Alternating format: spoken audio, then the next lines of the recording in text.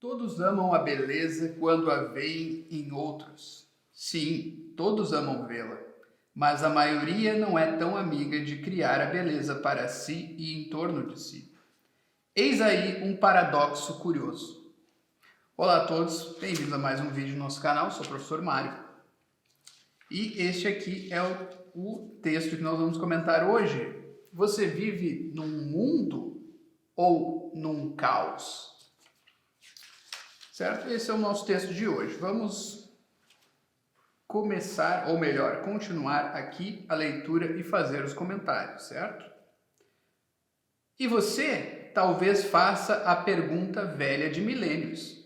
Mas o que é a beleza e, mais, como gerá-la?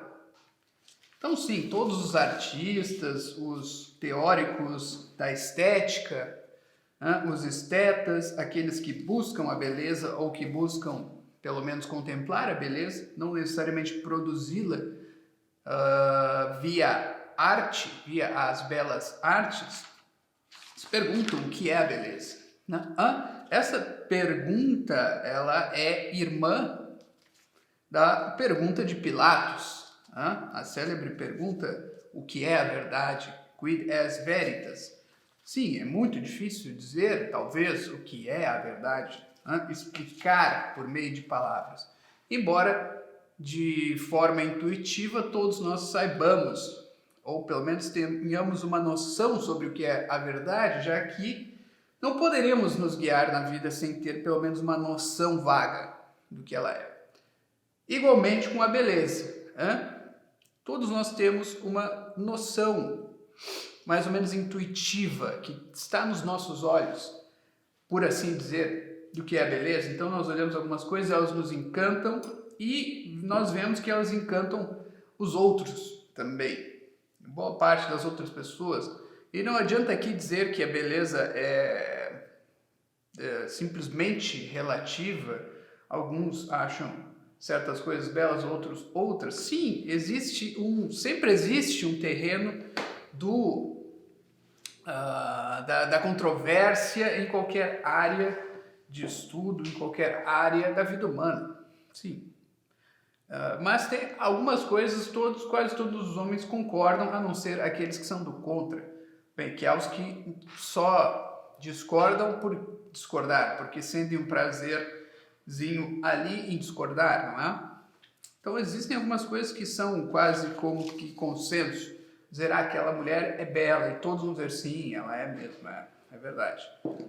A não ser que alguma má inclinação, que alguma má paixão esteja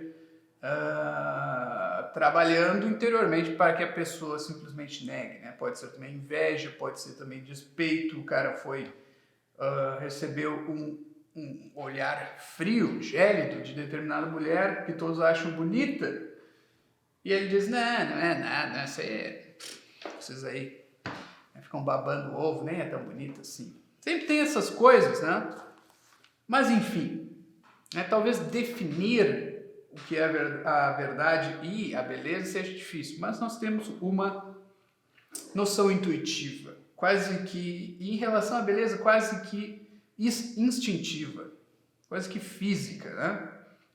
Então vamos continuar aqui. Então todo mundo ama a beleza, né? Mesmo que considerem coisas diferentes belas, todos consideram alguma coisa bela, né? E amam aquilo, e se sentem atraídos àquilo, pelo menos para olhar, para contemplar, tá? Então vamos avançar aqui, tá? Bem, algumas coisas são belas por natureza, outras nem tão belas são. Mas você conhece o ditado: bonitinho é o feio arrumado. Sim, porque arrumar, organizar, faz a diferença, faz diferença. Melhor um feio arrumado do que um todo desalinhado e desleixado, certo? Melhor, eu li errado aqui. Melhor um feio arrumado do que um todo desalinhado e desleixado, tá? Então, pelo menos, se nós pudermos dar uma arrumada na nossa feiura, se nós somos feios, e acontece por natureza, certo? Às vezes está fora da nossa capacidade de intervenção. se nós pudermos dar uma arrumada, né? Não andar que nem mendigo sem ser, não andar de modo desleixado, vestido de modo desleixado, todas essas coisas que está no nosso poder, pô, melhor, por que não fazer isso? Não estou falando de ser metrosexual, né? Estou falando de simplesmente se vestir com alguma decência e se ajeitar, pentear o cabelo, certo? Lavar o rosto, se lavar essas coisas, né? Essas coisas simples. Bom, continuando. Ora, pense no seu quarto desarrumado. Vamos mudar um pouco de perspectiva.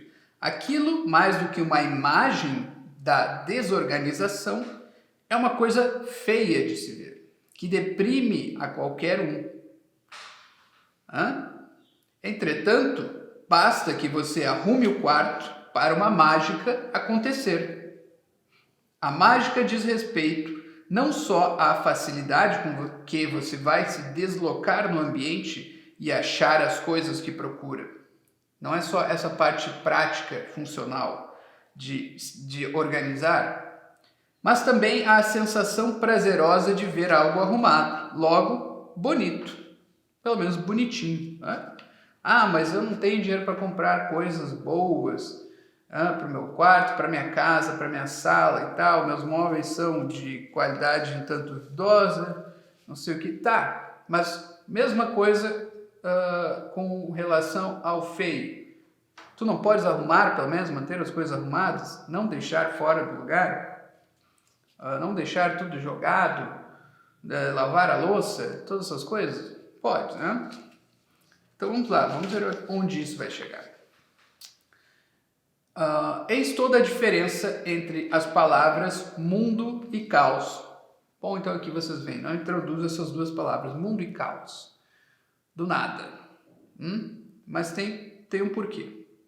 Mundo, a palavra mundo, na etimologia, quer dizer limpo e organizado. Olha só. Basta você lembrar o que quer dizer a negação de mundo, da palavra mundo. Isto é, imundo. E aqui não é mero jogo sonoro, certo, pessoal? Então, imundo, o adjetivo imundo, vem da negação da ideia de mundo. Para nós, mundo é um substantivo, né? Vocês entendem? Imundo é um adjetivo, mas eles têm a mesma origem etimológica, certo? E quer dizer isso, organizado. Né? Originariamente é um adjetivo que quer dizer organizado, belo, certo? Limpo, certo? Ornado, às vezes quer dizer também, certo? Tudo isso. E imundo, o adjetivo contrário, né? Isso em latim, quer dizer algo que está desorganizado, bagunçado mesmo, caótico, que é o que nós vamos ver agora. O caos dos pagãos era como a desarrumação de um quarto, mas em relação ao universo todo. Então, aquilo que os pagãos imaginavam como um caos, se vocês veem em Virgílio, em Ovídio, principalmente, nas Metamorfoses, é isso, né? Uma massa indigesta e rude, ele diz. Era, então, pode imaginar uma sacola cheia de coisas, mas das mais variadas espécies, tudo misturado. Nada estava organizado ali, era simplesmente uma sacola cheia de objetos dos mais variados tipos. Tá? Antes da criação, eles imaginavam, tudo estava bagunçado. Então havia ali dentro daquele saco que era o universo caótico, os 4 elementos, o fogo, o ar, a água, o ar, a terra, mas tudo misturado. Então eles não estavam separados, não havia um lugar onde há a terra, depois o outro lugar onde há o mar, que onde há a água, que é o mar, e o oceano e os rios, e com o seu lugar certinho, que nós vemos aqui no mundo, e a terra são os continentes, os montes, todas essas coisas, tá? E o ar, então, que circula tudo isso, e o fogo ainda, cada um no seu lugar apropriado, não, estava tudo misturado, era um caos, é até difícil de imaginar. E aí eu digo? De repente as coisas entraram em ordem e o mundo veio a ser. Por que de repente? Porque os pagãos não tinham, eles não sabiam por que as coisas entraram em ordem. Né? Eles não tinham essa noção, simplesmente elas entraram em ordem. Né? É isso que nós vemos no próprio vídeo, no próprio Exíodo. Né? No princípio havia um caos, e aí desse caos começou a se produzir algumas coisas mais ou menos distintas, né? Que foram se organizando e formaram o mundo. Por quê? Não está dito. Há um grande silêncio, uma coisa bem chamativa, é um silêncio que chama muita atenção. Por que essas coisas estão acontecendo? Não se sabe. Né? Os pagãos não sabiam, pelo menos os gregos e romanos pareciam não saber. Quando eles iam escrever ao modo mitológico as suas narrativas sobre a criação, sobre a existência do mundo, a vinda à existência do mundo. O mundo tem ordem, nele as coisas estão organizadas, não acontecem caoticamente, não acontecem simplesmente caoticamente. Às vezes, para nós, para o nosso ponto de vista humano, elas podem estar acontecendo ao acaso. Eu estou andando na rua e cai, é famoso exemplo, e cai um vaso de flor na minha cabeça. Eu vou parar no hospital por causa disso. Foi um acaso, foi uma coincidência. Mais ou menos. Caiu porque passou um vento. Eu estava passando bem na hora. Sim, acontece. Ou alguém estava na janela, se virou, esbarrou com o cotovelo e caiu na minha cabeça. Não, mas é uma grande coincidência. Bom, sim, coincidência quer dizer duas coisas que incidem juntas, acontecem ao mesmo tempo. Sim, as coisas vão acontecendo ao mesmo tempo. São coincidências nesse sentido. Mas não é algo inexplicável, misterioso, porque eu estava passando e caiu na minha cabeça o dito cujo do vaso de flor, certo? Mas não é que eu estou passando na rua e subitamente surge um vaso de flor que não existia ali e cai na minha cabeça. Não é assim que as coisas acontecem. Isso seria acontecer caoticamente. O mundo não é assim. Não é mais assim, segundo as narrativas mitológicas. As coisas podem ser até certo ponto previstas. Sim, nosso mundo as coisas podem ser até certo ponto previstas. Nós prevemos o clima, o tempo, como vai ser, daqui a 3 dias vai chover, diz o cara do tempo e chove mesmo. Às vezes não, tá? Não, a previsão não é certa 100% das vezes, por isso eu disse até certo ponto. Mas elas podem ser previstas. Muitas vezes o cara do tempo vai dizer, daqui a 3 dias vai chover. Tu olha para o céu, está completamente azul, não tem uma nuvem, está um calor dos diabos. Tu, não vai chover nada, tá sempre errando. Quando vê, daqui a 3 dias chove.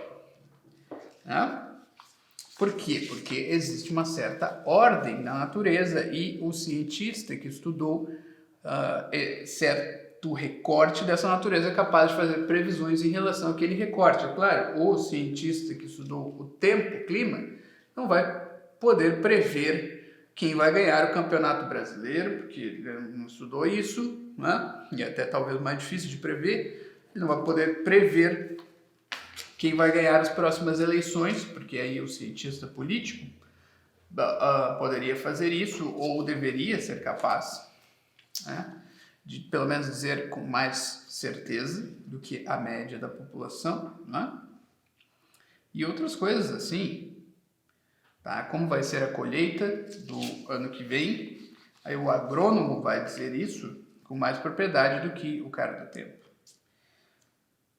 Continua o texto. O que é ótimo para nós, seres tão pequeninos e vulneráveis. Então é bom que nós possamos prever o que vai acontecer e que vai chover bastante daqui a algum tempo. E aí nós estamos preparados, assim, né? Bom, É bom que eu esteja abrigado naquele dia, é bom que eu tenha uma casa. Que bom que eu tenho uma casa porque eu sei que vai chover. E eu sei que vai chover mais no inverno, né? E vai estar frio. E aí eu não vou suportar esse frio, essa chuva, se eu não tiver um abrigo. E eu vou lá e me abrigo. Né? É bom para nós prevermos essas coisas. Né? Mas o seu mundo, como é? Você vive em um? Então, tu sentes, né, que vê este vídeo, que está num mundo, que está inserido na sociedade de um modo mais ou menos ordenado, organizado? Tu te sentes que a tua vida, então, é organizada? Ela está se dirigindo a uma direção que tu pretendes ir, em que tu pretendes ir? Tu sentes isso e tu sentes que tu podes prever o que vai acontecer nesse caminho até chegar lá? E as dificuldades e tudo que tu vais ter que fazer e a energia que tu vais ter que ter, a força de vontade que tu vais ter que demonstrar? Ou vive em um caos à mercê do acaso? A característica que constitui uma vida fluida, previsível e produtiva está aí. Quem não arruma nem sequer o quarto e seus pertences não pode ser eficiente ao tentar algo de maior importância. Então, sim, aquele negócio do Jordan Peterson, arrume o seu quarto. Sim, claro, óbvio, nós temos que arrumar o quarto. Mas porque é tão importante arrumar o quarto, isso aí vai resolver a tua vida? Não, mas é porque é simbólico. Arrumar a porção menor da nossa vida, que talvez seja o quarto, a cama, o armário, o roupeiro, os livros na estante, é simbólico, certo? Manda uma mensagem de nós para nós mesmos, para nossa alma, aquela parte da alma que é um tanto intratável, que um tanto rebelde, certo? Nós queremos ser organizados. Eu não vou deixar a viver ao sabor dos meus desejos e a entropia da vida, né? Deixar as coisas caóticas continuarem caóticas, certo? Não vou comer um salgadinho, não vou jogar fora a embalagem, né? Tomar um refri, não vou jogar fora a embalagem, vai se acumulando, vou viver na entropia. Só vou satisfazer o meu desejo, e as consequências disso vão se acumulando aí, não estou nem aí. Então tem que mandar um sinal para essa alma que é amante dos prazeres, certo? Um sinal da nossa alma racional para ela, que é: vamos arrumar o nosso mundo, vamos sempre organizar o nosso mundo, sempre deixá-lo nos trinques, tá? Não estou dizendo que precisa ser o cara que etiqueta todas as coisas, certo? Pode ser, não sei. Eu não sou assim, mas pode ser assim também. Mas eu não estou dizendo que isso é obrigatório. Agora tem que saber onde estão as coisas têm que estar arrumadas. Isso é o mínimo, tá? Esse é o sinal de que tu queres viver num mundo e não no caos. E aí não importa se o mundo ao teu redor, se a sociedade ao teu redor é simplesmente caótica. Importa, certo? Importa um pouco, mas pelo menos tu estás criando uma barreira contra aquilo. E nestes tempos isso é importante. Sua vida não é eficiente, não apenas porque é desorganizada. Tá? Então nós aqui focamos muito nessa coisa da desorganização e da funcionalidade. Mas não só isso, porque não é bela. Vamos voltar lá ao início. Nós falamos de beleza, pelo menos daquela beleza possível que vem da arrumação, da organização. Ou, continua, pelo menos bonitinha. Então eu não vou ter nunca uma vida bela como a do meu ídolo de não sei o que. Sei lá se é bela a vida desse teu ídolo aí. Vai ver, o teu ídolo é um roqueiro, então acho que a vida dele é grande coisa, né? Que ele é um cara que desfila pela vida como se fosse um modelo, né? Só desfila e exare a sua aura de poder, de roqueiro. Você vê, a vida dele é um caos, o cara é simplesmente um drogado, né? E passa a vida jogado nos cantos. Então acho que isso que ele é muito bom porque em cima do palco ele exala uma força, assim, né? Mas eu nunca vou ser assim, vou exalar essa força. Cara, tu pode ter uma vida bonitinha, isso aí talvez é melhor que a vida desse cara, tá? Falando bem sério aqui. E o que não é assim nos deprime, nos suga as escassas forças que temos. Então, sim, nós temos que nos rodear da beleza nas nossas condições, tá? De acordo com as nossas condições atuais. E se nós nos rodearmos com um pouco de beleza no começo, e não simplesmente nos aceitarmos que tudo é feio, tudo é desorganizado, tudo tende à corrupção, se nós não aceitarmos isso e nos rodearmos com um pouco de beleza, talvez no longo prazo nós vamos estar rodeados com muito mais. Mas do caos não vai, né, como nas cosmogonias pagãs, daí não vai acontecer, porque aquilo ali precisa um agente, né? Precisa pelo menos do demiurgo, né? Não digo que seja isso que aconteceu, estou dizendo, pelo menos precisa um demiurgo, um formador, alguém que pegue aqueles elementos caóticos e dê uma forma. Tu és esse demiurgo, entre aspas, na tua vida, tá? Se não for tu, não sei quem vai ser, tá? Essa é a nossa mensagem aqui. Curte, compartilha se gostou, né? E até a próxima.